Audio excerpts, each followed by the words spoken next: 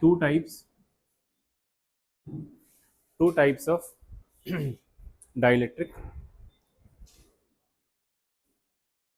एक हो जाएंगे पोलर और दूसरे कौन से हो जाएंगे फिर?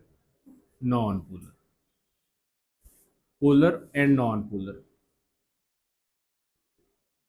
पोलैरिटी किसको कहते हैं और नॉन पोलैरिटी किसको कहते हैं?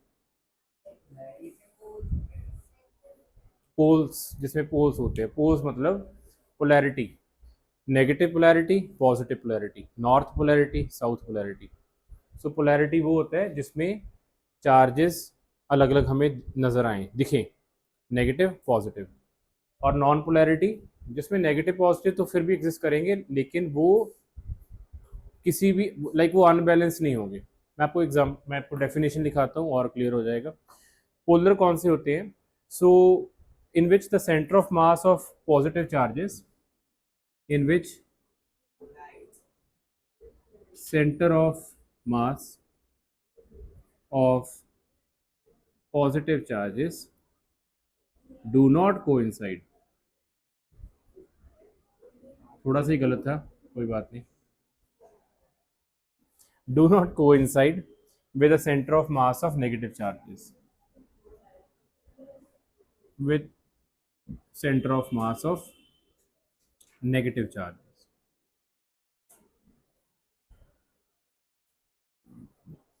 ओके, इसको बोलते हैं हम polar dielectric. Okay, non polar कौन से होंगे? इससे उल्टा लिख देते हैं, in which centre of mass of positive charges, in which centre of mass of positive charges coincide with center of mass of negative charges। अगर इनको दिखाना हो डायग्राम तो बड़ी इजी है। यहाँ पे हम थोड़ा सा एलिप्टिकल सा शेप बनाएंगे ऐसे, एक तरफ पॉजिटिव एक तरफ नेगेटिव।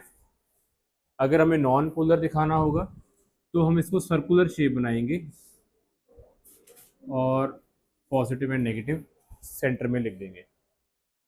ठीक है, तो जो पोलर डाइलेक्ट्रिक होंगे, पोलर डाइलेक्ट्रिक होते हैं जहाँ पे नेगेटिव और पॉजिटिव की पोलैरिटी बनी हो, एक तरफ को नेगेटिव है एक तरफ को पॉजिटिव है। तो अगर ऐसे होंगे तो ऑब्वियसली उसका सेंटर ऑफ मास भी कोइंसाइड नहीं करेगा। नेगेटिव का सेंटर ऑफ मास इस तरफ होगा लेफ्ट साइड को, पॉजिटिव का centre of mass right side को होगा। लेकिन जिसपे पॉजिटिव और नेगेटिव का सेंटर ऑफ मास मतलब दोनों जो पॉजिटिव चार्जेस हैं वो कुछ इस तरीके से अरेंज हुए हैं कि वो अलग अलग लोकेशंस पे हमें नज़र नहीं आ रहे। तो कहाँ पे नज़र आ रहे हैं? दोनों एक ही जगह पे नज़र आ रहे हैं। तो उनका जो सेंटर ऑफ मास हम कहते हैं वो कोइंसाइड कर गया। पॉजिटिव का भी सेंटर में ही है, नेगेटिव का भी सेंटर में ही है। समझ आई बात? जैसे कि वैसे हम बनाते हैं ऐसे हैं, वैसे आपको थोड़ा सा बता दूं, ये ऐसे होता है कुछ। मान लीजिए यहाँ पे पॉजिटिव, यहाँ पे नेगेटिव, यहाँ पे पॉजिटिव, यहाँ पे नेगेटिव, यहाँ पे नेगेटिव, यहाँ पे पॉजिटिव, यहाँ पे नेगेटिव, यहाँ पे पॉजिटिव। अगर आप सभी का सम करोगे तो ये सारे मिला के सेंटर में पॉजिटिव आ जाएगा और सेंटर में ही नेगेटिव आ जाएगा। ठीक है, तो इसका मतलब इनका सेंटर ऑफ मास जो है वो कोइंसाइड कर रहा है। लेकिन यहाँ पे क्या हो रहा है? यहाँ पे ये मान लो कि इस तरफ नेगेटिव और इस तरफ पॉजिटिव, ऐसे। तो पॉजिटिव एक तरफ हो गए, नेगेटिव एक तरफ हो गए। तो इसका मतलब इनका सेंटर ऑफ मास यहाँ पे कहीं लाई करेगा, इनका सेंटर ऑफ मास यहाँ पे कहीं पे लाई करेगा। तो इन दोनों के बीच में हम क्या बोलते हैं कि हमारे पास कोइंसाइड नहीं कर रहे हैं। तो हम इसको दिखाते हैं जब कोइंसाइड नहीं कर रहे हैं पोलर, जब कोइंसाइड कर रहे हैं तो नॉन पोलर। ठीक है, ओके। इसके अलावा जब ये कोइंसाइड करें या ना करें, अब जब ये डाइलेक्ट्रिक्स को हम इलेक्ट्रिक फील्ड में प्लेस करते हैं, देखो सबसे पहले क्या हुआ, हमारे पास ऐसे कैपेसिटर था, दो प्लेट्स थी और वहाँ के उसके बीच में हमने एक डाइलेक्ट्रिक डाल दिया। ये डाइलेक्ट्रिक जैसे मान लो पेपर डाल दिया, पेपर, राइट। अब अगर ये पोलर है तो स्टार्टिंग में क्या होता है, ये सारे जो जो पोलर मॉलिक्यूल्स होते हैं ना, ये रैंडमली ओरिएंटेड होते हैं। कोई ऐसे पड़ा हुआ है, कोई ऐसे पड़ा हुआ है, कोई ऐसे है।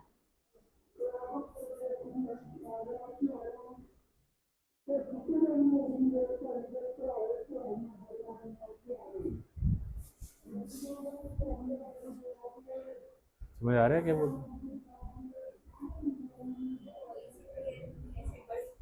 वो मैं बता, वो कह रहे हैं कि पोलर डाइलेक्ट्रिक ये होता है और नॉन पोलर ये होता है, वो बता रहे हैं सेम चीज। तो ये जो पोलर डाइलेक्ट्रिक में मॉलिक्यूल्स होते हैं, दीज आर रैंडमली ओरिएंटेड, ऐसे।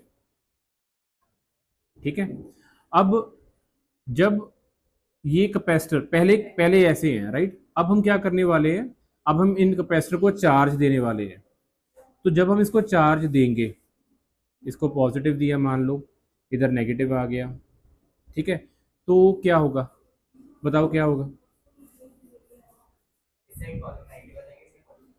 ये सारे रीओरिएंट कर जाएंगे, राइट, घूम जाएंगे, घूम के कैसे हो जाएंगे, जिधर पॉजिटिव है उस तरफ नेगेटिव आ जाएगा, और नेगेटिव, और इधर पॉजिटिव, नेगेटिव और अगेन पॉजिटिव। ठीक है, तो ऐसे करके सारे के सारे जो हैं वो ओरिएंट कर जाएंगे, ऐसे, negative positive, negative positive, negative, negative positive, negative positive. ठीक है, राइट। अच्छा, और चीज़, जब ये ऐसे थे तो क्या इनके बीच इलेक्ट्रिक फील्ड एग्जिस्ट कर रहा था कि नहीं कर रहा था? नहीं कर रहा था ऑब्वियसली, क्योंकि इलेक्ट्रिक फील्ड हमने चार्जेस तो दिए ही नहीं है अभी, है ना। लेकिन पोलर मॉलिक्यूल्स के बीच में इलेक्ट्रिक फील्ड एग्जिस्ट कर रहा था, जैसे पॉजिटिव टू नेगेटिव, ऐसे ऐसे ऐसे, लाइक दिस, है ना।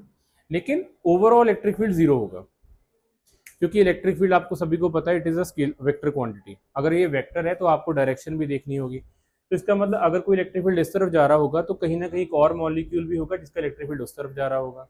अगर एक इधर जा रहा है तो एक नीचे जा रहा होगा, अगर एक लेफ्ट जा रहा है तो हो सकता है कोई ना कोई राइट भी जा रहा होगा। तो ओवरऑल जो इसका इलेक्ट्रिक फील्ड है वो भी जीरो होता है, और डाइपोल मोमेंट भी जीरो होता है। ये भी एक चीज समझने वाली है, डाइपोल मोमेंट। देखो सभी ये नेगेटिव पॉजिटिव है, तो इस एक तरह से ये सभी डाइपोल बना रहे हैं। तो डाइपोल मोमेंट क्या होता है आपको पता है, वो हम पी से डिनोट करते हैं, it always goes from negative to positive बनाते हैं। तो वही चीज़, अगर डाइपोल मोमेंट एग्जिस्ट कर रहा है तो मैं पूछूं इसका डाइपोल मोमेंट है, आप कहोगे हाँ जी है। इसका है, बिल्कुल है। सभी का है, नहीं है। क्यों नहीं है? क्योंकि डाइपोल जो मोमेंट है वो वेक्टर क्वांटिटी है, हमें डायरेक्शन देखनी होती है, और क्योंकि ये सारे रैंडमली अरेंज्ड हैं तो इसका मतलब हर डाइपोल मोमेंट एक और डाइपोल मोमेंट उसके साथ कैंसिल करता होगा, करता ही होगा, क्योंकि यहाँ पे बहुत सारे होते हैं। अगर एक इस तरफ जा रहा है तो एक दूसरी तरफ भी जा रहा होगा, तो डाइपोल मोमेंट एग्जिस्ट नहीं करता। ठीक है। लेकिन जब इलेक्ट्रिक फील्ड लग गई उस टाइम पे क्या हुआ, अब यहाँ से इलेक्ट्रिक फील्ड जा रही है, अब क्या हुआ, अब यहाँ से एक बहुत इंपॉर्टेंट चीज समझ आने वाली है हमें। अब क्या हुआ, सबसे पहली बात ये हुई कि डाइपोल मोमेंट एग्जिस्ट करेगा, यस करेगा, क्योंकि देखिए negative to positive, negative to positive, negative to positive, negative to positive, तो सारे के सारे डाइपोल मोमेंट एग्जिस्ट करेंगे। सेकेंडली इलेक्ट्रिक फील्ड एग्जिस्ट करेगी इसके अंदर, हमने कल भी कहा था, बिल्कुल करेगी। क्यों करेगी? क्योंकि ये सारे अलाइन हो चुके हैं। इलेक्ट्रिक फील्ड तो यहाँ पे भी एग्जिस्ट कर रही थी, तो हम कहेंगे नहीं एग्जिस्ट नहीं कर रही थी, नेट इलेक्ट्रिक फील्ड जीरो थी। लेकिन यहाँ पे इलेक्ट्रिक फील्ड डेफिनेटली एग्जिस्ट करेगी, क्योंकि सारी इलेक्ट्रिक फील्ड एक ही डायरेक्शन में लग रही है, और वो डायरेक्शन कौन सी है, पॉजिटिव टू नेगेटिव। मतलब सभी की सभी जो इलेक्ट्रिक फील्ड है वो इस तरफ एग्जिस्ट करेगी, ऐसे। इस इलेक्ट्रिक फील्ड का हम कई बार नाम दे देते हैं ईपी। ईपी का मतलब होता है पोलैरिटी वाली इलेक्ट्रिक फील्ड, राइट, या इसको बोल देते हैं पोलराइजेशन। ठीक है, तो ये ईपी क्या होता है, ये वो इलेक्ट्रिक फील्ड होती है जो इसके बीच में एग्जिस्ट करती है। ये इलेक्ट्रिक फील्ड बाहर वाली इलेक्ट्रिक फील्ड को क्या करेगी, ऑब्वियसली अपोज करेगी। तो अगर जो बाहर वाली इलेक्ट्रिक फील्ड है, अगर मैं इसका नाम ई नॉट दे दूं, तो जो ईपी है, जो ईपी है वो क्या करेगी, वो अपोज करेगी। कितना अपोज करेगी? सो वेरी वेरी यहाँ पे इंपॉर्टेंट चीज, अगर इसका डाइलेक्ट्रिक के है तो जो ईपी होगी ना बेटा, वो ई नॉट को रिड्यूस कर देगी के टाइम्स। ये समझना है, ये याद रखना है। डाइलेक्ट्रिक क्या करती है, इलेक्ट्रिक फील्ड रिड्यूस करती है। कितना रिड्यूस करती है, तो के टाइम्स रिड्यूस करती है। के क्या है, डाइलेक्ट्रिक कांस्टेंट। तो इसका जितना भी, तो जहां पे ये हम डेरिवेशन में करेंगे, ये वाला पॉइंट ध्यान में रखना। तो इलेक्ट्रिक फील्ड कितना ये रिड्यूस करेगी, जो एक्सटर्नल आ रही है उसको कम करेगी। क्वेश्चन है कितना कम करेगी, तो वो के टाइम्स कम कर देगी। यही चीज इसमें भी होगी, यही चीज इसमें भी होगी। बस फर्क सिर्फ इतना सा है कि उसमें सबसे पहले क्या हो रहा था, सबसे पहले वहां पे भी हमने एक डाइलेक्ट्रिक रखा हुआ था ऐसे। यहाँ पे कैसे थे, positive negative, negative positive, negative positive, बस ऐसे ही थे, ऐसे बहुत सारे बने हुए थे।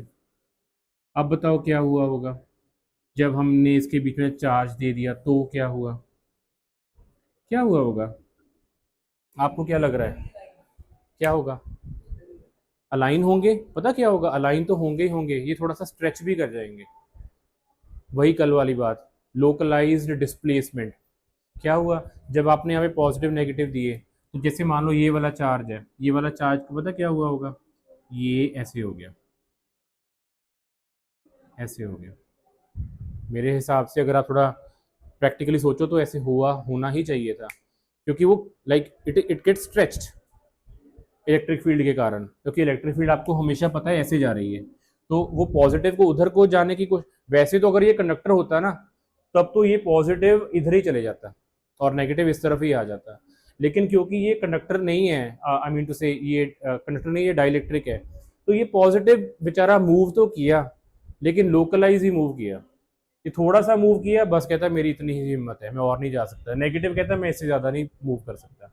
एक और था हमारे पास पॉजिटिव नेगेटिव, तो पहले तो वो ऐसे था पॉजिटिव नेगेटिव, तो क्या हुआ, पॉजिटिव ये थोड़े से घूमे, रोटेट किए, और पॉजिटिव थोड़ा सा उधर को गया, नेगेटिव इधर को आया, लेकिन लोकलाइज डिस्प्लेसमेंट, लोकलाइज, इससे ज्यादा नहीं जा सकते।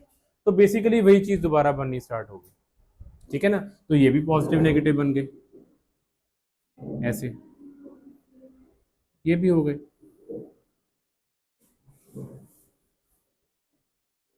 राइट। ठीक है, ये हमारे पास क्या है, डाइलेक्ट्रिक। तो फिर से मैं आपसे पूछता हूं, अगर ये डाइलेक्ट्रिक है, तो अगर बाहर से आपको इलेक्ट्रिक फील्ड ई नॉट मिल रही है, तो इसके अंदर जो है, अगर मैं उसको ईपी बोल दूं, तो ईपी कितना होगा, ई नॉट से ज्यादा होगा कि कम होगा, कितना कम होगा, के टाइम्स कम होगा। तो ईपी की वैल्यू ई नॉट बाई के आ जाएगी, dielectric constant, Coulomb's law, medium, है ना, अगर डाइलेक्ट्रिक मीडियम डाल दें तो उसकी कांस्टेंट होता है ना के की वैल्यू, वो है ये। ठीक है, तो बेसिकली डाइलेक्ट्रिक कांस्टेंट आपको स्ट्रेंथ बताता है कि वो इलेक्ट्रिक फील्ड को कितना रोकेगा। जितनी के की वैल्यू ज़्यादा होती जाएगी, समझ लो वो उतना ही अच्छा डाइलेक्ट्रिक है, मतलब वो उतनी इलेक्ट्रिक फील्ड को ज़्यादा रोकने की कैपेसिटी रखता है। डन बेटा, ठीक है। तो ये हमारी डायग्राम बन गई दोनों में, ठीक है। तो सेम ही है, हाँ बिल्कुल, बस स्टार्टिंग पॉइंट अलग था दोनों का। इसमें ये पहले ही पोलर बने हुए थे, वो नॉन पोलर थे, और जब हमने इलेक्ट्रिक फील्ड लगाई तो ये दोनों ही स्ट्रेच हो गए। तो हम ये कह सकते हैं कि इसमें क्या हुए, ये दोनों इसमें ये अलाइन हो गए। हम इसको ओरिएंट ही बोल देंगे, री, इसने अपनी ओरिएंटेशन चेंज कर ली, री ओरिएंट हो गए एंड अलाइन हो गए। और यहाँ पे क्या हुए, ये थोड़े से पहले स्ट्रेच हुए, ये स्ट्रेच भी हुए, री ओरिएंट भी हुए, और अलाइन भी हुए, ठीक है।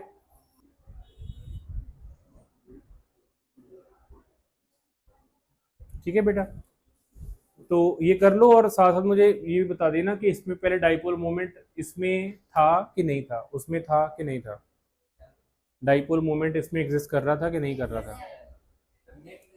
हाँ, आप दो चीजें बोलनी है आपको। डाइपोल मोमेंट एक मॉलिक्यूल में तो एग्जिस्ट कर रहा है, नेट डाइपोल मोमेंट जीरो है ना, और वहां पे डाइपोल मोमेंट वैसे ही जीरो है ना, क्योंकि वहां पे है ही, दोनों एक ही पॉइंट पे एग्जिस्ट कर रहे हैं। तो हम यहाँ पे लिख सकते हैं कि स्टार्टिंग में यहाँ पे जब हमने इसमें कुछ लिखते हैं, हम लिख दें नो ई फील्ड अप्लाइड। जब हमने कोई भी ई फील्ड, इलेक्ट्रिक फील्ड नहीं अप्लाई की, तो उस टाइम पे क्या था, डाइपोल मोमेंट के बारे में क्या लिखे, चलो आप बताओ, लिख लो और साथ में सोच लेना डाइपोल मोमेंट के बारे में क्या लिखेंगे।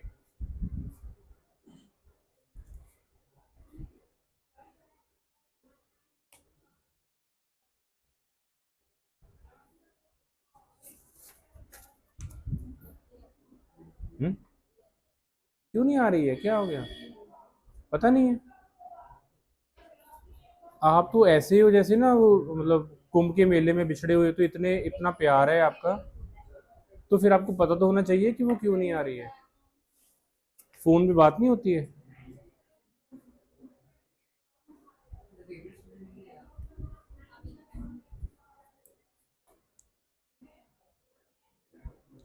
मेरी डॉटर को ना, मैं जब मैं पूछता हूँ कि स्कूल में कोई फ्रेंड, हाँ वो ना आज हमने बहुत अच्छी बातें की, हमने ना खाना भी खाया, हमने ये भी खाया। मैं, अच्छा अच्छा, मैं इसका नाम क्या था, पता नहीं।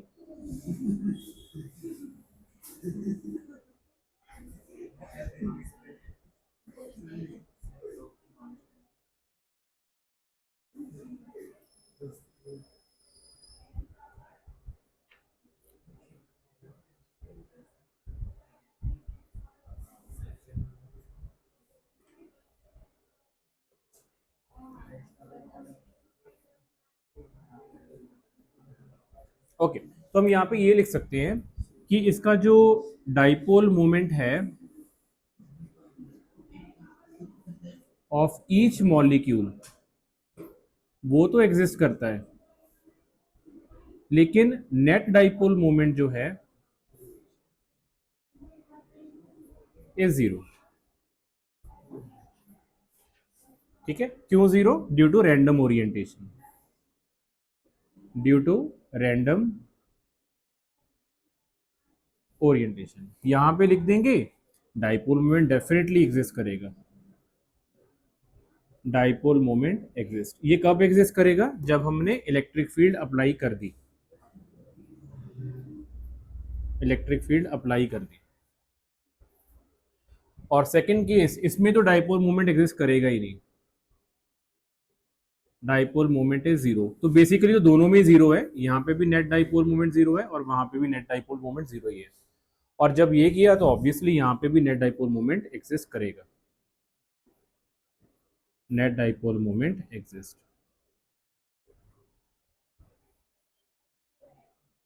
राइट बेटे, आगे करें। तो ये एक छोटा सा एक थ्योरी वाला टॉपिक है ये। ऐसे ही एक आधा एक और टॉपिक है, वो भी फटाफट कर ले यहाँ पे। हाँ जी।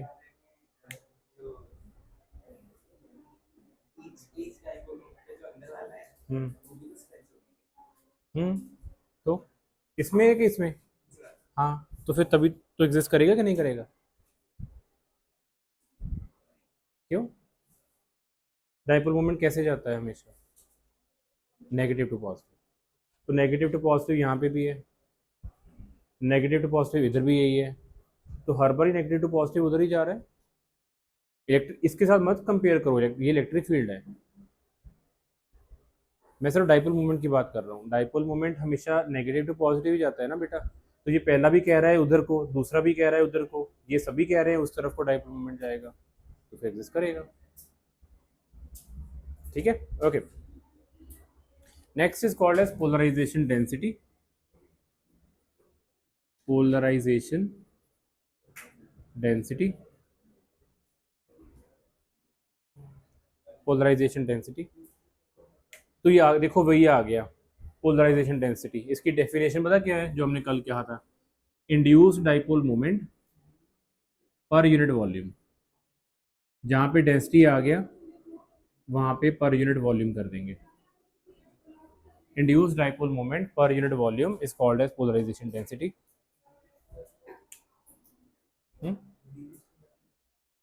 इंड्यूस का मतलब होता है जो किसी कारण करके किसी बॉडी में आ गया। हाँ, इसका फिलअप पूरा कर देता हूँ। इलेक्ट्रिक फील्ड के कारण डाइपोल मोमेंट इनके अंदर आ गया, डाइलेक्ट्रिक के अंदर। पहले तो नहीं आया था ना, तो कारण कौन है? बाहर वाली इलेक्ट्रिक फील्ड। और आग किसके किस में आ गया? इन डाइपोल के मॉलिक्यूल्स में। तो उसको बोलते हैं इंड्यूस्ड। इंड्यूस्ड वर्ड हमेशा यही होता है, कहीं पे भी आ जाए। इंडक्शन भी तो किया था हमने। नहीं नहीं, रिड्यूस से इंड्यूस का कोई लेना देना नहीं है। इंड्यूस जैसे हमने कहा था इलेक्ट्रोस्टैटिक इंडक्शन, तो हमने कहा था चार्जिंग होती है लेकिन किसी और के कारण, मतलब कोई और बॉडी चार्ज थी, उसके कारण दूसरी बॉडी चार्ज हो गई। और उन्होंने टच भी नहीं किया था तब भी चार्ज हो गई थी। ये भी ऐसे ही है, इस ये डाइपोल मोमेंट आ रहा है लेकिन ये इसके साथ टच नहीं कर रहा है, इलेक्ट्रिक फील्ड सिर्फ आ रही है यहाँ से। तो इलेक्ट्रिक फील्ड के कारण इसके अंदर जो चेंजेस आ गई उसको हम इंड्यूस बोलते हैं। अगर डाइपोल मोमेंट में चेंज आ गई तो इंड्यूस डाइपोल मोमेंट है। ठीक है, कोई भी चेंज, जो भी चेंज आ गई हम उसको इंड्यूस वर्ड लगा देंगे। ठीक है, okay, right. Induce dipole moment per unit volume, right. तो इसकी एक छोटी सी डेरिवेशन भी होगी, इसको हम डिनोट करते हैं by P. It is denoted by P, by P.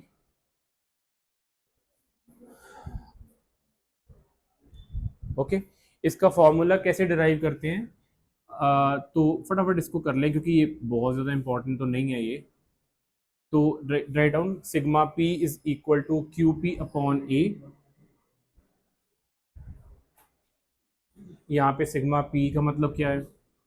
Sigma P is, sigma क्या होता था भाई? सरफेस किसने बोलना है? Surface charge density. और पी का मतलब,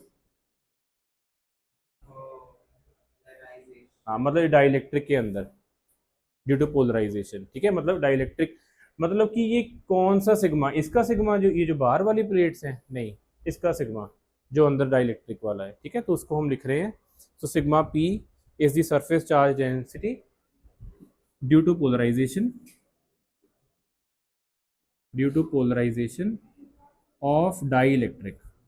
जो डाइलेक्ट्रिक को आपने पोलराइज कर दिया, मतलब आपने इलेक्ट्रिक फील्ड लगाई, ठीक है, और उसके कारण करके जो उसको पोलराइज कर रहे हो उसका जो सरफेस चार्ज डेंसिटी है उसको बोलते हैं सिग्मा पी। जो चार्जेस हैं उसके बीच में वो है क्यू पी, और ऑब्वियसली जो एरिया है उसका नाम है ए। राइट, तो बस करना क्या है, you just multiply and divide by D, multiply and divide right hand side by d. What is d? It is the separation between plates, or yes, you just write separation between plates. ठीक है, d से multiply and divide कर दो तो आपके पास sigma p का answer आ जाएगा Q P D upon A D, और मेरे हिसाब से बन गया answer Q P D. Q D, Q D क्या होता है? Q D, Q D, very nice, Q D. अच्छा मैं बताता हूँ, क्यू डी ये है, ये है, हाँ, यस, डी ए है पूरा चार्ज। मतलब जैसे देखो, हमारे पास ऐसे नेगेटिव पॉजिटिव थे ना, ऐसे थे, ऐसे थे, ऐसे थे, और ऐसे थे, है ना? अब एक काम करो, थोड़ा सा मैजिक करते हैं, ये पॉजिटिव नेगेटिव न्यूट्रल हो गए, ये पॉजिटिव नेगेटिव न्यूट्रल हो गए, ये पॉजिटिव नेगेटिव पास में पड़े हैं, ये भी न्यूट्रल हो गए। अच्छा डी क्या था? ये डी था पूरा। तो आपके पास क्या रह गया? नेगेटिव, पॉजिटिव और डी। तो नेगेटिव पॉजिटिव का आपके पास चार्ज कितना है? Minus Q P plus Q P, और उसके बीच में डिस्टेंस कितना है? डी। तो इसको हम क्या बोलते हैं? Dipole moment. डाइपोल मोमेंट क्या होता है? Charge multiply by the distance between the charges. यहाँ पे डी क्या है? डी ये पूरा डिस्टेंस है ये। क्यों? क्योंकि हम ये मान के चल रहे हैं कि डाइलेक्ट्रिक पूरा ही फैल गया। ठीक है ना, तो हमारे पास डी पूरा हो जाएगा, तो हम कह देंगे डी, और यहाँ पे कह देंगे ये, और ये इन दोनों की जो मल्टीप्लीकेशन होती है वो क्या होता है? That is dipole moment. एक सेकेंड, कौन सा डाइपोल मोमेंट? जो इंड्यूस हुआ, इज एन राइट, डाइलेक्ट्रिक के अंदर गया, तो इसको बोलते हैं इंड्यूस डाइपोल मोमेंट। और ये नीचे क्या लिखा हुआ है? AD, volume. तो ये बन गया वॉल्यूम। और हमने इसकी डेफिनेशन पहले लिखी थी कि अगर ये induce dipole moment divide by volume कर देंगे तो हम उसको बोल देंगे पोलराइजेशन डेंसिटी। तो एक बोरिंग सा रिलेशन आ गया कि sigma P is equal to P. बहुत कम आता है ये, अगर आपकी बदकिस्मती होगी तो फिर ये आ भी जाएगा। हाँ हाँ, नहीं नहीं, ये दूर आ ना बेटा, वो ਤਾਂ ਹੀ रेज हुई ना क्योंकि यह पॉजिटिव और नेगेटिव क्लोज ਸੀਗੇ। ਹਾਂ ਸੀਗਾ, ਬਿਲਕੁਲ ਸੀਗਾ, ਆਪਾਂ ਕਹਿ ਸਕਦੇ ਹਾਂ, ਬਟ ਇਹਨਾਂ ਦੇ ਇਹ ਪੋਜ਼ਿਟਿਵ ਜਦੋਂ ਅਸੀਂ ਕਿਸੇ ਚੀਜ਼ ਨੂੰ ਸਟ੍ਰੈਚ ਕਰਦੇ ਹਾਂ ਨਾ, ਦੈਨ ਅਸੀਂ ਇਹ ਅਸਿਊਮ ਕਰਕੇ ਚੱਲਦੇ ਹਾਂ ਕਿ ਇਹ ਸਾਰੇ ਗੁਜਰ ਅਲਾਈਨ ਹੋ ਗਏ ਲਾਈਕ ਦਿਸ। ਜਦੋਂ ਅਲਾਈਨ ਹੋ ਗਏ ਤਾਂ negative positive negative positive negative positive like this ਇੱਦਾਂ ਜਾਂਦੇ ਆ ਲਾਈਕ ਦਿਸ। ਫੋਰ ਐਗਜ਼ਾਮਪਲ ਅਸੀਂ ਨਹੀਂ ਬਣਾਉਂਦੇ ਆ ਇੱਦਾਂ। ਸੋ ਅਸੀਂ ਇਹ ਕਹਿ ਦਿੰਦੇ ਹਾਂ ਕਿ ਜਿਹੜੀ ਇਹਨਾਂ ਦੀ ਡਾਈਪੋਲ ਮੂਵਮੈਂਟ ਹੋਏਗੀ ਅਪਰੋਕਸੀਮੇਟਲੀ ਨੈਗਲੀਜੀਬਲ ਹੋਏਗੀ, क्योंकि डाइपोल मोमेंट की होंगे charge multiply by the distance between the two charges, distance जोड़ा है वो तकरीबन नैगलीजिबल है। सो इसलिए आप डाइपोल मोमेंट इन्होंने तक कंसिडर नहीं करते, आप इन्हों तक कंसिडर कर लें। ठीक है, बस इन्ना की है। So sigma P is equal to P, sigma P is equal to sigma P is equal to P is equal to शाबाश तुम होशियार है, दोनों तरह आंसर दे देने हो।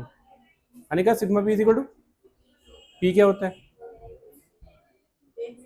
पोलर इंटेंसिटी क्या होता है?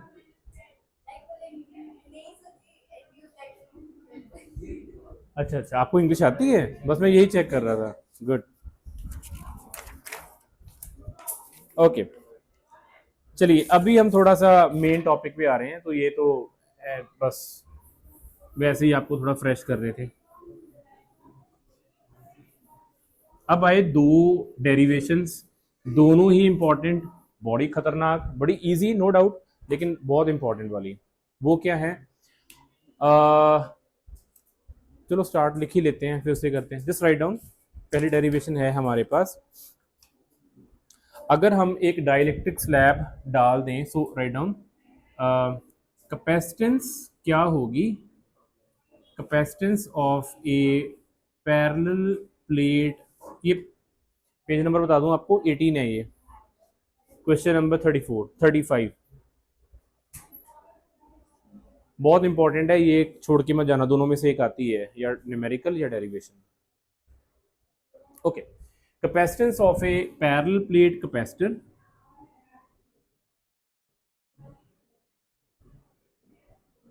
With dielectric of thickness T।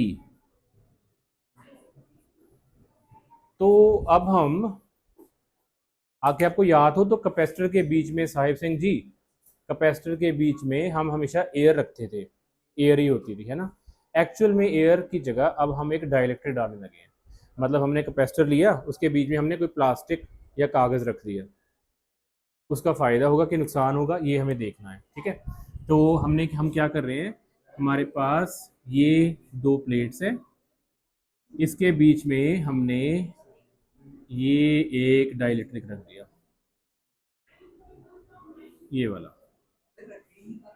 हाँ यही तो चीज़ सोचने वाली है, क्यों रखा, आंसर से निकालेंगे फिर आपसे पूछेंगे क्यों रखा। चलो अभी अभी अभी अभी सोच लेते हैं, हम डाइलेक्ट्रिक रखेंगे या नहीं रखेंगे, ये तब मतलब इसका डिसीजन ये होगा, लेना पड़ेगा कि क्या कैपेसिटेंस इंक्रीज होती है कि नहीं होती है। अगर हमारे डाइलेक्ट्रिक रखने से कैपेसिटेंस इंक्रीज होती है, bye the way capacitance increase होने का फ़ायदा क्या है, हमें चार्ज ज़्यादा स्टोर कर सकेंगे। तो अगर डाइलेक्ट्रिक रखने से कैपेसिटेंस इंक्रीज होगी तो हम डाइलेक्ट्रिक रखेंगे, अगर कैपेसिटेंस डिक्रीज हो जाएगी तो हम डाइलेक्ट्रिक नहीं रखेंगे। वही देखना है ना, चलो लेट्स सी, देखते हैं। तो हमारे पास यहाँ पे है कैपेसिटर की पॉजिटिव प्लेट, यहाँ पे है कैपेसिटर की नेगेटिव प्लेट, राइट। बीच में है डाइलेक्ट्रिक जिसकी थिकनेस है T, और इसकी डाइलेक्ट्रिक कांस्टेंट की वैल्यू है K। बाहर से जो इलेक्ट्रिक फील्ड आ रही है उसका नाम है E0, ऐसे, ये भी हमें पता है ना। और इसके अंदर जो इलेक्ट्रिक फील्ड जाएगी, वैसे तो इसके अंदर ऐसे कुछ होगा, एक इलेक्ट्रिक फील्ड इधर को जाएगी और एक इलेक्ट्रिक फील्ड उसे उल्टा बनेगी, ये तो आपको पता ही है ना। मुझे आप एक आंसर बताओगे, ये दो जो मैंने एरोज बनाए हैं, ए कह रही है जाना है, ए कह रही है मैं नहीं जाने दूंगी, तो अल्टीमेटली जाएगी कि नहीं जाएगी? जाएगी। फिर क्या फ़र्क है जाएगी तो? 100% कैंसलेशन नहीं कर सकते, वेरी नाइस। तो अगर ये कैंसलेशन नहीं कर पाएंगे तो इसमें से कितनी इलेक्ट्रिक फील्ड जाएगी? शाबाश, देखो आप वही चीजें हम बात कर रहे हैं। कितनी इलेक्ट्रिक फील्ड जाएगी, तो ई नॉट तो नहीं जाएगी, ई नॉट से कम जाएगी। कितनी कम जाएगी, ई नॉट बाई के जाएगी। तो इसमें से ई नॉट बाई के जाएगी। ठीक है, बिल्कुल सही है। ठीक है, अच्छा इन दोनों के बीच में वो सेपरेशन कितनी होती है, डी। इनका एरिया क्या होता है, ए। ठीक है जी, गुड। तो आपने सब कुछ लिख लिया, बस ये डेरिवेशन हो गई। कॉन्ग्रेचुलेशन। नेक्स्ट करें। अच्छा चलो, डेरिवेशन तो रहेगी, हमने डायग्राम बनाई है सिर्फ।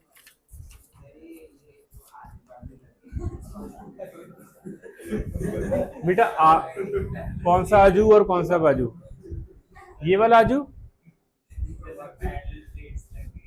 पैरेलल प्लेट्स, हाँ आजू। अच्छा इन दोनों को आजू बाजू, हाँ।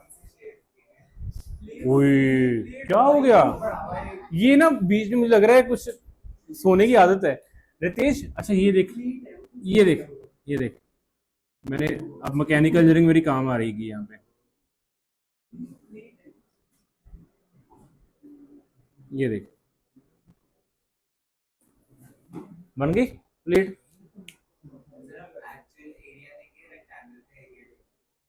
किसका एरिया लोगे, एक्चुअल क्या होता है, नहीं नहीं ठीक है, ये तो हर बार हंसने वाली बात थोड़ी ना है। शुक्र है आपके हंसने से ये क्वेश्चन पुट अप करना बंद नहीं कर देता, ये अच्छी चीज है। नहीं तो आप तो ऐसे ही हौसला ही किसी का तोड़ दो। नहीं नहीं अच्छा है। हाँ रितेश, हाँ हाँ, ये डिपेंड करता है, गुड। अगर हमें जब हमें क्वेश्चन आएगा ना बेटा, न्यूमेरिकल आएगा, तो न्यूमेरिकल में वो कहेगा कि हमारे पास एक रेक्टेंगुलर प्लेट है जिसकी लेंथ इतनी है, विड्थ इतनी है, तो आप कैपेसिटेंस निकालो। तो आप लेंथ इंटू विड्थ करोगे। अगर वो कह देगा कि नहीं जी हमारे पास तो एक डिस्क है, एक सर्कुलर प्लेट है, ठीक है, अब उसका इतना रेडियस है, अब निकालो एरिया। तो आप फिर एरिया, सर्कल का एरिया निकालोगे पाई आर स्क्वायर लगा के। मोस्टली वो रेक्टेंगुलर प्लेट कहेगा वो, ज़्यादातर ये आता है। हाँ जी पूछो अब तेरे। हाँ हाँ, विड्थ भी बोलते हैं, ब्रेड्थ भी बोलते हैं। हाँ बहुत कम होती, एग्जैक्टली एग्जैक्टली, ये वाली चीज़ हम बहुत कम निकल चलते हैं, ये वाली, इससे कोई फ़ायदा ही नहीं है, हमें सिर्फ ये चीज़ चाहिए होती है। करें आगे, ठीक है। तो मैं ये आजू को हटा रहा हूँ, और बाजू तो पहले नहीं बनाया हमने। ठीक है, चलो करें आगे। चलो, अच्छा अब आपने ये लिख दिया, ये डायग्राम सारी रेडी हो गई।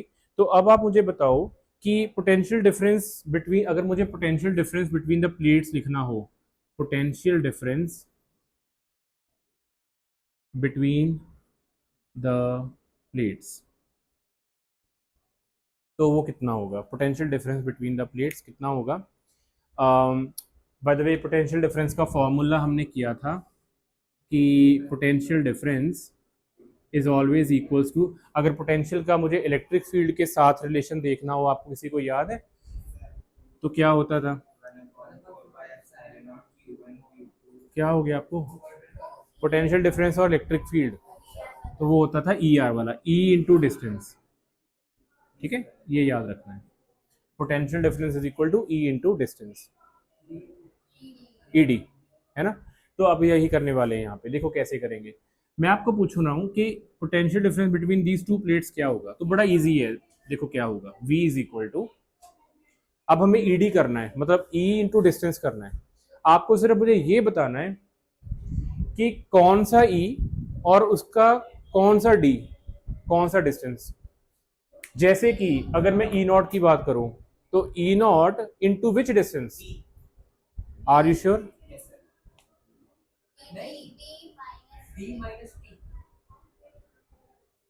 रितेश, ई नॉट यहाँ पे है, यहाँ पे, यहाँ पे तो ई नॉट है ही नहीं है बेटा,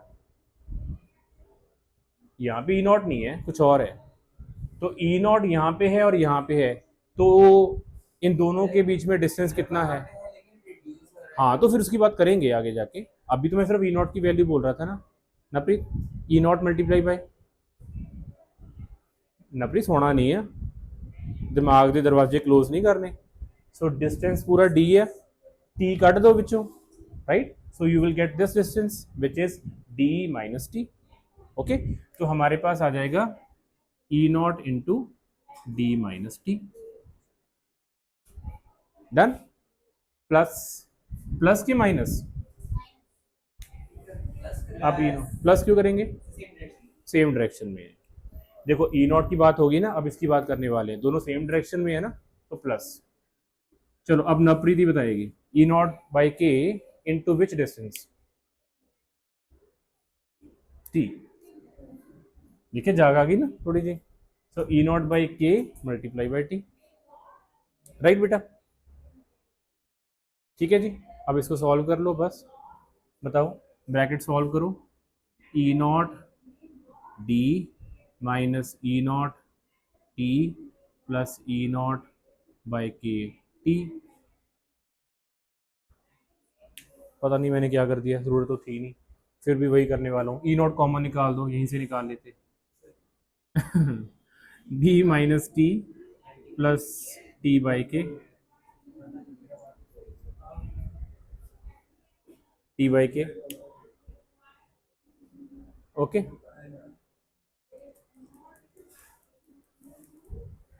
ये आ गया जी। अच्छा अब ई नॉट की वैल्यू बताओ, ई नॉट की वैल्यू हम सभी को पता है। ओ यार, ई नॉट कब से एप्सिलॉन नॉट और ई नॉट सेम हो गए? हाँ हैं,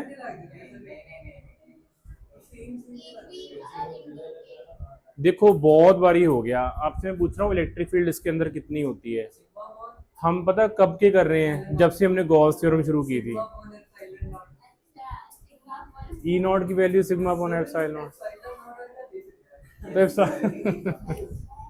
तो यहाँ पे लिखो सिग्मा अपॉन एप्सिलॉन नॉट।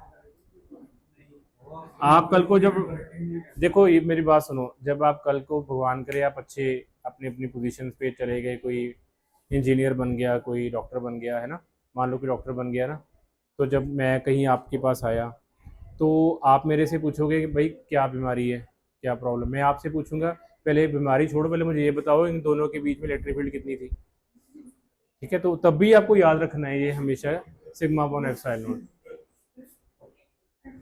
चलो आगे। ओके, ओए होए,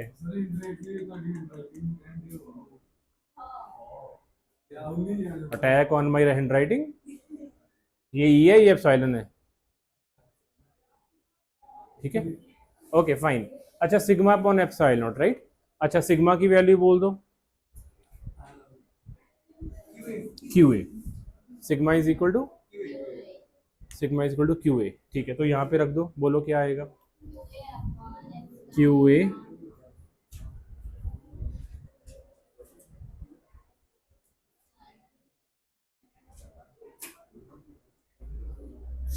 sigma, sigma is equal to,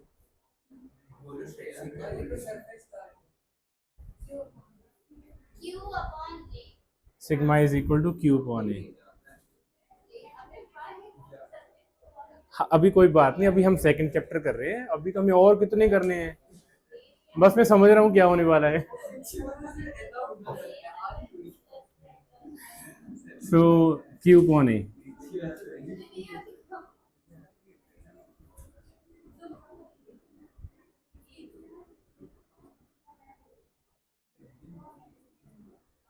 एक वो ना मूवीज में आता है वर्ड मल्टीवर्स, यूनिवर्स मल्टीवर्स है ना, आपकी एक और आइडेंटिटी किसी और यूनिवर्स में भी है, और फिर वो सभी एक टाइम पे वो सभी क्लैश कर जाती हैं, ये क्लैश हो रहा है। ये एक ने एक यूनिवर्स में आप पढ़ रहे हो क्यू ए, एक कबीर का और मल्टीवर्स है वो क्यू पॉन ए, वो क्लैश हो रहा है सारा कुछ।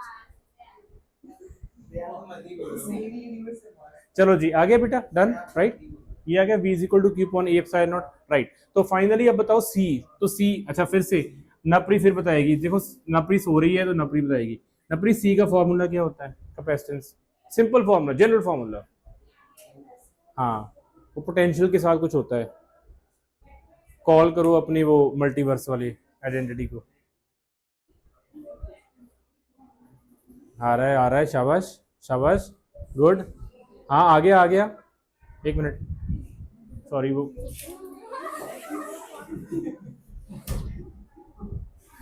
हाँ जी, ओहो, मुड़ गया। Q by V, C is equal to Q by V. Okay, C is equal to Q by Q, हमने किया था ना, Q is equal to C V, same वही चीज। तो यहाँ पे क्या करो, हमें सी निकालना है। So therefore as as Navpreet know, like as we know, ये तो हमेशा लिखना होता है एज वी नो, हमें चाहे ना भी पता हो। तो C is equal to Q by V, तो आप क्या करोगे, तो सी की वैल्यू रख दोगे, C is equal to Q upon ये सारा वी, मतलब Q upon A epsilon naught D minus T plus T by K. ठीक है जी, तो इसको वही आजू बाजू कर दो उल्टा पुल्टा। ठीक है ना, ये कट गया और ये ऊपर चला गया, तो आपके पास बन गया, ऐसे लिखते हैं इसको, epsilon naught A divide by D minus T. इसको ना एलसीएम नहीं लेना, इसको ऐसे ही रखना है बस। C is equal to epsilon naught A upon D minus T plus T by K. ये लो आंसर आ गया। हाँ वही देखने वाले हैं हम। चलो आपने बता ही दिया, मैं वही नेक्स्ट क्वेश्चन मेरा ये। तो पहले तो ये आ गया, पहले तो ये देखो कितना सिंपल थी डेरिवेशन, आप ये लिख लो।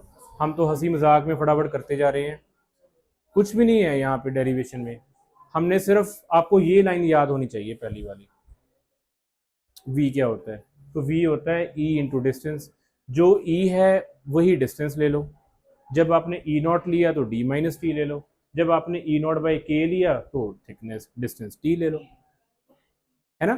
तो फिर आपने इसको सॉल्व करते गए करते गए करते गए, और ई नॉट की वैल्यू डाल दी सिग्मा बाई एप्सिलॉन नॉट, और सिग्मा की वैल्यू डाल दी क्यू अपॉन ए, बस उसको सॉल्व कर दिया। और जैसे ये तो नवप्रीत ने बता ही दिया कि जब हमें सी निकालना होगा it is always Q by V, fine, तो हमने क्यू बाई वी कर दिया। क्या ये सरकास्टिक नहीं कर रहा हूँ मैं, ये आपको नहीं पता है, ये आगे जाके समझाऊंगा, ये टीचिंग का स्टाइल होता है। अब वो भूलेगी नहीं C is equal to Q by V, जब मैं उसको बार बार कह रहा हूँ ना, तो मैं, आप समझ नहीं रहे हो, मैं उसके दिमाग में डाल रहा हूँ ये चीज, C is equal to Q by V, C is equal to Q by V. Okay, चलो हो गया बेटा, डन, जल्दी करो। और मुझे ये भी देखना होता है ना कि दिमाग के दरवाजे, आंखें खुली हैं और दरवाजे किसके बंद हो रहे हैं, क्योंकि गर्मी है ऑब्वियसली, है ना, वेदर हॉट है, बहुत गर्म है, तो मैं समझ सकता हूँ। और वो बेचारी आए भी कहीं से आ रहे हैं, तो गर्मी बहुत ज़्यादा है, तो इसलिए मैं थोड़ा स्लो करवा रहा हूँ ताकि आपके दिमाग में जाता रहे। दिव्यांश टाइम कितना होया, घड़ी ना के करी प्लीज़, पहली बारी भाई, नहीं तो चाड़ी तो सजे तो गल ही नहीं करता।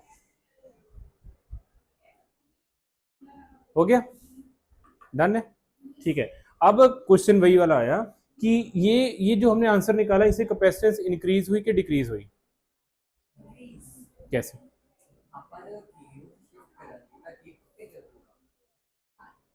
हम्म, तो हाँ चलो, ओके बेटा देखो, इसको आपको कंपेयर करना है c is equal to epsilon not A upon D के साथ। इसको, इस रिलेशन को कंपेयर करो। क्या कंपेयर करो, एक तरफ आपके पास था जब डाइलेक्ट्रिक नहीं थी, है ना, और एक रिलेशन आया जब आपके पास डाइलेक्ट्रिक है। तो आप सोचो दोनों में से, न्यूमरेटर तो सेम है, डिनोमिनेटर देखो, तो डिनोमिनेटर में ये डी है और ये डी माइनस समथिंग है, तो ऑब्वियसली ये वैल्यू कम हो रही होगी। अब अगर डिनोमिनेटर कम हो रहा है तो फिर सी की वैल्यू क्या होगी, ज्यादा होगी, है ना, यही होता है ना इनवर्सली प्रोपोर्शनल। तो क्योंकि ये कम हो रहा है दैट मीन्स सी की वैल्यू ज्यादा होगी, फाइन। तो हम इसको क्या लिखेंगे, this means capacitance increases on inserting dielectric। तो ये हमारा एक मुद्दा यहाँ पे सॉल्व हो गया कि हमें डाइलेक्ट्रिक डालना हमारे लिए बेनिफिट है। तो हम कैपेसिटर के बीच में कागज डालो, प्लास्टिक डालो, पेपर कुछ ना कुछ डाल दो, कागज paper one and same thing, तो ये वाले डायलेक्ट्रिक डाल दो अगर आपको कैपेसिटेंस इंक्रीज करनी है तो। ठीक है बेटा, राइट। अच्छा, ये तो एक बात समझ में आ गई। एक और चीज देखते हैं, अगर ये टी को मैं इंक्रीज कर दूं और ज्यादा करता करता डी कर दूं, तब क्या होगा? तो एक यहाँ पे अभी चीज देखते हैं कि अगर थिकनेस ऑफ डाई इलेक्ट्रिक जो है वो कर दें equals to separation between plates, जितनी प्लेट की सेपरेशन है डी, है ना, उसके इक्वल कर दे, मतलब टी को डी कर दे, तो अब बताना जी क्या आएगा? Yes, you get the same answer, C is equal to epsilon not A upon D minus T की जगह D minus D plus D upon K. जहां पे भी टी था हमने उसको रिप्लेस कर दिया डी के साथ, डी से डी कैंसिल हो गया, ये रह गया डी बाई के, तो आपके पास आ गया epsilon naught A upon D upon के ऊपर चला गया। तो मैंने आपको शायद हमने स्टार्टिंग में भी ये कहा था कि ये रिलेशन आएगा। सो सी इज इक्वल टू के epsilon naught A upon D, ये विच मीन्स कैपेसिटेंस इंक्रीजेस के टाइम्स द ओरिजिनल कैपेसिटेंस। ठीक है, तो कैपेसिटेंस इंक्रीजेस, यस, इंक्रीजेस के टाइम्स। पेपर अभी यहाँ पे एग्जांपल लिखी थी ना मैंने, हाँ बिल्कुल होता है। मैंने तो आपको स्टार्टिंग में कहा कि डाइलेक्ट्रिक क्या है, इंसुलेटर है, काइंड ऑफ इंसुलेटर है ये, है ना। तो हमें तो कंडक्टर चाहिए ही नहीं, अभी हम कंडक्टर भी करेंगे, अभी करते, अभी अभी अभी जब तक दिव्यांश कहता नहीं ना 40 हो गए, हम करते जाएंगे। हाँ वो भी डाइलेक्ट्रिक है। ये आपको देखना पड़ेगा कि डाइलेक्ट्रिक की के की वैल्यू किसकी ज्यादा होती है, किसकी कम होती है, इट डिपेंड्स अपॉन के, राइट। ओके बेटा, तो आप हाँ जी, टोपी को थोड़ा सा ऊपर करोगे ना, हाँ अब के नजर आएगा, वो ये वाला एरिया वो के छुप गया। ओके हो गया जी। तो आप बताओ जी, नंबर दो क्वेश्चन। पहली बात, डायलेक्ट्रिक डालें कि ना डालें कैपेसिटर में, उससे क्या होगा? कैपेसिटेंस इंक्रीज करने से क्या होगा? ज्यादा चार्ज स्टोर होगा। ओके, सेकंड क्वेश्चन, जो कैपेसिटर डालने वाले हैं उसकी थिकनेस मतलब डी से कम रखें या डी के इक्वल कर दें? अरे इक्वल कर दो, अगर कम रखोगे तो कैपेसिटेंस नो डाउट इंक्रीज होगी, लेकिन नॉट एज मच एज जितना डी रख लोगे, है ना। तो हमारे लिए सबसे फायदेमंद है कि कैपेसिटर को इतना पूरा इंक्रीज कर दो, डी के इक्वल कर दो। हाँ हाँ, तो क्या हुआ हम इस पे, हाँ फिर क्या हुआ, स्पेशल केस हम स्पेशल में ले लेंगे ना फिर ये केस को। सेनस, हे हाउ यू, आज तुम दूसरा दिन है तुम्हारा, है ना, 2 दिन के हो गए आज। हाँ, बर्थडे कब था? परसों था ना, तो फिर 2 दिन के हुए ना आज, मैं वही पूछ रहा हूँ। 2 दिन के हो गए हो बेटा, तो दो आज कल 3 दिन के हो जाओगे, हमें ये फटाफट सीखना है, ये सारा कुछ ध्यान है ना यहाँ पे, मैं पूछूंगा अभी क्वेश्चन। ओके डन हो गया, वाई यू लाफिंग? अच्छा नेक्स्ट करो जी। अच्छा ये तो हो गया जी, डायलेक्ट्रिक डाल दिया हमने। अब हम एक और काम करने वाले हैं, हम यहाँ पे डायलेक्ट्रिक की जगह कंडक्टर डालने लगे हैं, कंडक्टिंग स्लैब, मतलब इंसुलेटर की जगह कंडक्टर डालने लगे हैं, इंसुलेटर की जगह कंडक्टर डालने लगे हैं। ओके लिखो, with conducting slab of thickness T. Yes very nice, आपने फटाफट सॉल्व भी कर दिया, गुड। चलो चलो लिखो लिखो, एम ही बोलता रहता है। Okay, So this means this is now, this becomes a conducting slab. Conducting slab, okay. ये हमारे पास कैपेसिटर है, ये हमारे पास कंडक्टर है, ये इलेक्ट्रिक फील्ड जा रही है, ये थिकनेस है, ये डी है, सेम डायग्राम बना लो। अच्छा चलो जी, potential difference between the plates as always sarcastically Napreet, V is equal to है, क्यों वो क्यों, मल्टीवर्स नहीं, वापस potential difference is equal to, नहीं, यूनिवर्स कोलैप्स हो रहा है, ED electric field into distance, है ना। इसीलिए मैं वो वाले क्वेश्चन डाल रहा हूँ सीवाई के, जब करोगे ना तो आपको ये क्लैरिटी हो जाएगी। So potential is always electric field into V is equal to E into distance. देखो बेटा फिजिक्स में ना जब तक न्यूमेरिकल नहीं याद होंगे आप नेक्स्ट स्टेप नहीं कर सकते। आप जब भी मुझे ये कहते हो ना कि सर हमें न्यूमेरिकल बड़े मुश्किल लगते हैं, है ना, मुश्किल कुछ नहीं है, वो इजी बन जाएंगे, मैं भी बना दूंगा, आपको करवा भी दूंगा, लेकिन अगर आपको फॉर्मूले नहीं याद हुए ना फिर तो भगवान ही करा सकता है, फिर कोई नहीं करा सकता। You need to remember this formulas by heart, भूलने ही नहीं चाहिए। कैसे याद रखने हैं, देखो पोटेंशियल के कितने सारे फॉर्मूले हैं, कभी मैं बोल देता हूँ Q अपॉन 4πε0r, कभी कुछ, है ना। आपको ऐसे नहीं याद रखना, आपको इन दोनों का रिलेशन याद रखना है कि यार V और E का रिलेशन क्या है, ऐसे याद रखना है। V और सोर्स चार्ज का रिलेशन क्या है, तो V is equal to Q upon 4πε0r। क्या हो गया अभी, ज्यादा फाइन नहीं है। अच्छा so V is equal to electric field into distance, Napreet जा नहीं रहे हम, क्वेश्चन आप ही है, V is equal to electric field into distance. अब बताओ जी क्या आएगा, oh very nice, electric field into distance, हाँ मुझे पता लग गया, आपको सुन गया, मतलब इस अकॉर्डिंग क्या आएगा, इलेक्ट्रिक फील्ड कितनी है E नॉट, गुड, डिस्टेंस कितना है, ओए शाबाश शाबाश, D माइनस टी, गुड। ये तो बात होगी इसकी, है ना। अब किधर बताएगी इसके अंदर इलेक्ट्रिक फील्ड कितनी है, हाँ पर के तो है ही नहीं, ये तो कंडक्टिंग स्लैब है, कंडक्टिंग स्लैब है तो इलेक्ट्रिक फील्ड अंदर कितनी होती है, स्लैब में होती ही नहीं इलेक्ट्रिक फील्ड, है ना। कंडक्टर में इलेक्ट्रिक फील्ड अंदर होती ही नहीं। याद है कल हमने किया था, ऐसे दो ग्राफ बनाए थे लाइन, जितना इधर को गया इलेक्ट्रिक फील्ड उतना ही वो दूसरी तरफ बनाएगा, तो कैंसिल ही कर दिया, है ना। दैट मीन्स ये नहीं आएगा ही नहीं, तो हम इसको यहाँ पे लिखेंगे ही नहीं कुछ भी, बस है ही ये रिलेशन, है ना। इजी हो गया, पहले वाला रिलेशन में हमने प्लस कुछ और लिखा था, यहाँ पे बस इसको सॉल्व कर देंगे, बस सॉल्व कर दो आंसर आ गया।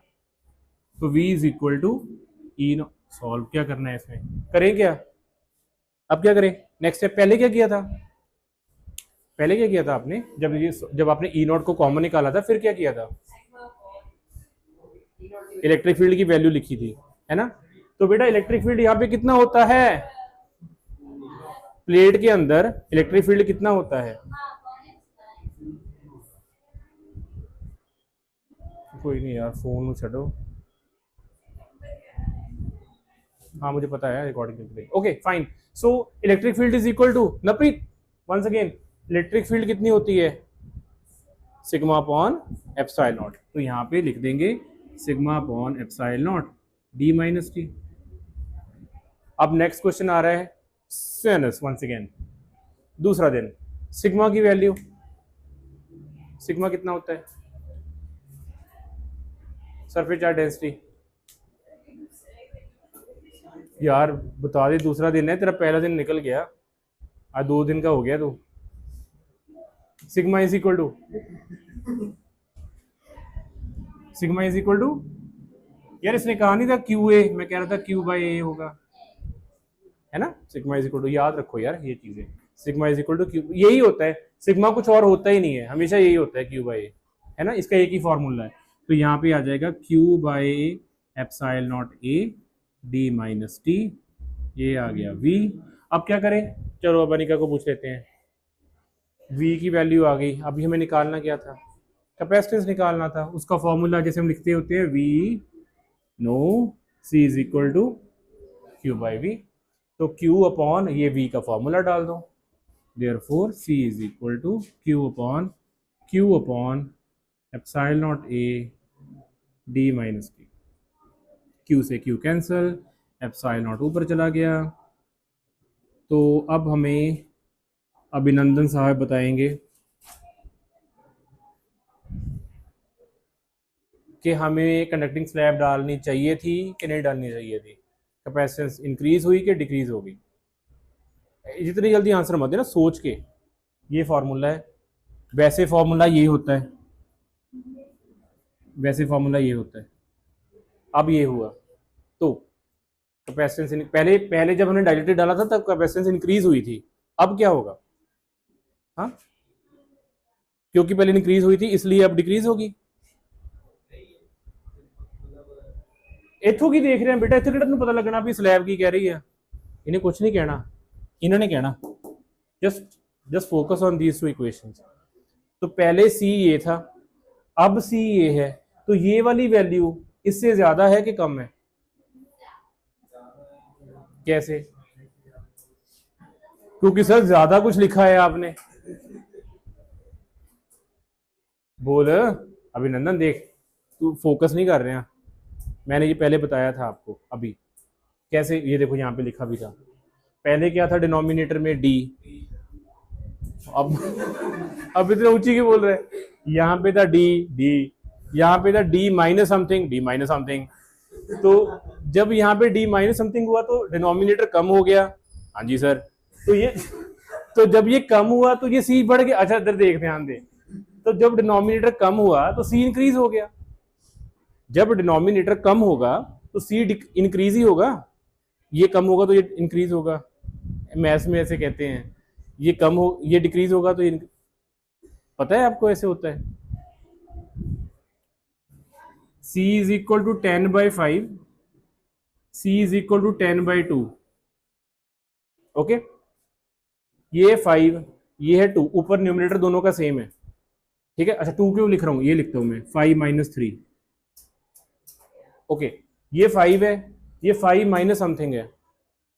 ये डिनोमिनेटर कम हो रहा है। जब डिनोमिनेटर कम होगा इसका आंसर कितना आएगा? 5 - 3 कितना होता है? 2। 10/2 5। और इसका आंसर कितना आएगा? कौन कौन ज्यादा है कौन कम है? 5 ज्यादा है। कैसे पता लगा 5 ज्यादा है? पर मैथ्स में किया है, इसमें कौन समझाना है? इधर देख, आज कुछ ज्यादा ही हो रहा है।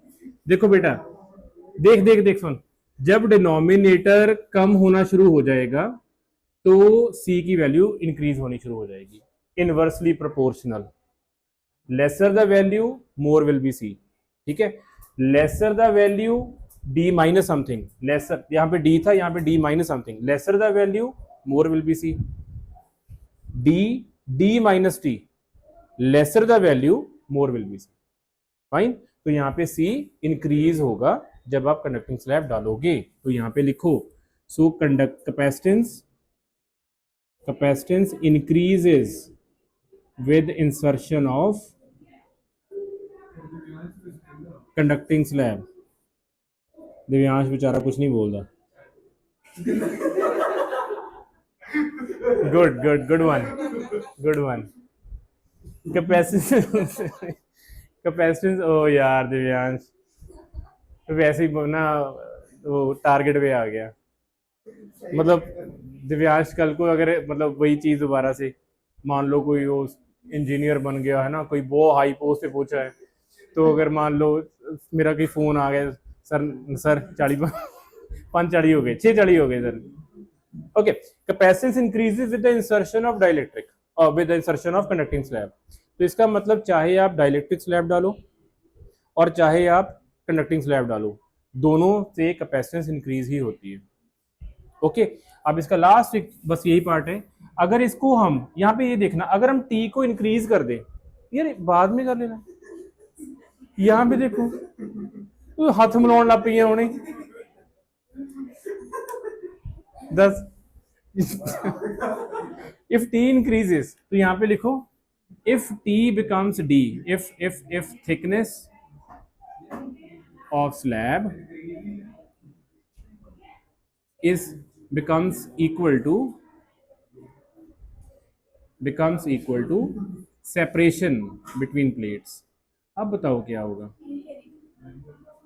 ये क्या मतलब हुआ? तो अगर आपको टी की जगह डी डाल दिया तो आपका आंसर आने वाला है D minus D which goes to infinity. ये क्या मतलब? कैपेसिटेंस इतनी इंक्रीज हो जाएगी, मतलब ये तो हो गया कि कैपेसिटेंस बिकम्स इन्फिनिटी, मतलब इनफाइनाइट चार्ज स्टोर कर पाओगे। नहीं, पता क्या होगा, ये होगा ही नहीं ऐसा। क्यों? देखो, जब यहाँ पे आपने कैपेसिटर डाला है ना, ध्यान से देखना, अभी कैपेसिटर का काम क्या था? चार्ज को स्टोर करना, है ना। आपने क्या किया, यहाँ पे कंडक्टिंग स्लैब बिल्कुल इसके साथ टच करवा दी। यही होता है, कंडक्टिंग स्लैब की जो थिकनेस थी वो आपने डी के इक्वल कर दी। तो बेटा सोचो क्या होने वाला है, जब आपने, ये कंडक्टिंग स्लैब है, कंडक्टर है ये, तो कंडक्टर को आपने प्लेट के साथ टच करवा दिया दोनों तरफ। बोलो क्या होने वाला है? चार्ज जो है वो स्टोर कहाँ होगा? चार्ज तो यहां से मूव करना शुरू कर देगा, isn't it? Charge will start moving. हमें तो स्टोर करना था, तो कैपेसिटेंस उस टाइम पे खत्म ही हो जाएगी, we will not get any capacitance. हाँ, तो हम नहीं, जीरो भी नहीं बोलेंगे, there is no capacitance at all. हम ये लिखेंगे कि वो कैपेसिटर रहेगा ही नहीं। कैपेसिटर वो होता है जब उसमें चार्ज स्टोर हो। जब आपने उसको ये बना दिया तो चार्जेस फ्लो करने शुरू कर देंगे, तो हमें उस टाइम पे कैपेसिटर की प्रॉपर्टी ही नहीं मिलेगी। ठीक है, सो हम यहाँ पे लिखेंगे, सो यहाँ इसके बाद लिख लो, सो यहाँ पे लिखो as conducting slab touches the capacitor plates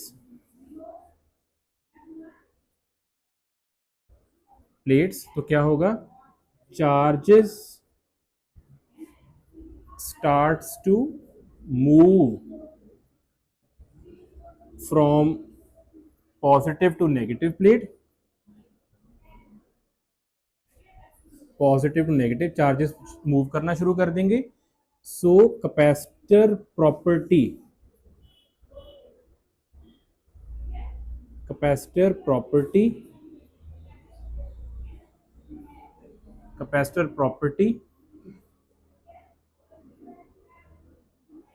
is not obtained. हमें कैपेसिटर मिलेगा ही नहीं वहां पे, सो चार्ज स्टोर होंगे नहीं, therefore no charge is stored. अब इसको एक नाम बोलते हैं, इसको कहते हैं शॉर्ट सर्किट होना। जब ये मूव करने शुरू कर दिए ना, हम कहेंगे शॉर्ट सर्किट हो गया। शॉर्ट सर्किट होता है जब चार्जेस मूव करने शुरू कर दें एक से दूसरी तरफ। पहले नहीं कर रहे थे, आपने कुछ ऐसा किया, चार्जेस मूव करने शुरू कर दिए, तो हम कह देंगे शॉर्ट सर्किट हो गया। डन। आप इक्वेशन में कैसे जीरो बनाओगे? नहीं, something upon zero is not zero.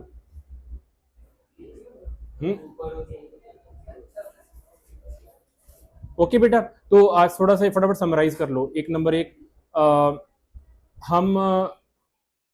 हमारे पास पैरेलल प्लेट कैपेसिटर है, हम उसमें डाइलेक्ट्रिक स्लैब डालें या फिर कंडक्टिंग स्लैब डालें कि हमें कैपेसिटेंस इंक्रीज होनी मिल जाए।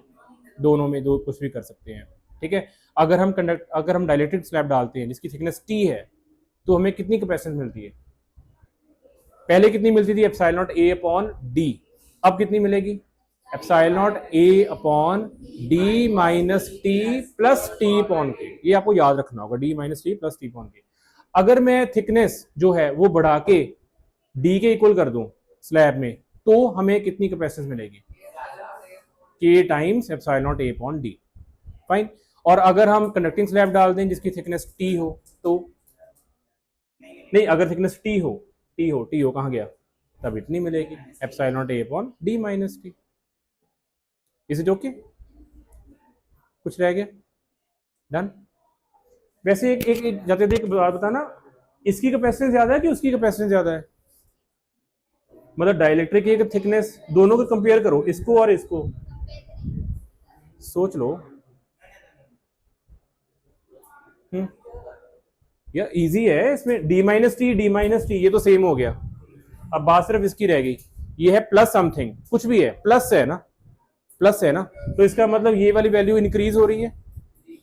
अगर ये वैल्यू इंक्रीज हो रही है तो सी डिक्रीज हो रहा है ना, और यहाँ पे ऑब्वियसली वो वैल्यू है ही नहीं है, तो इसका सी ज्यादा होगा।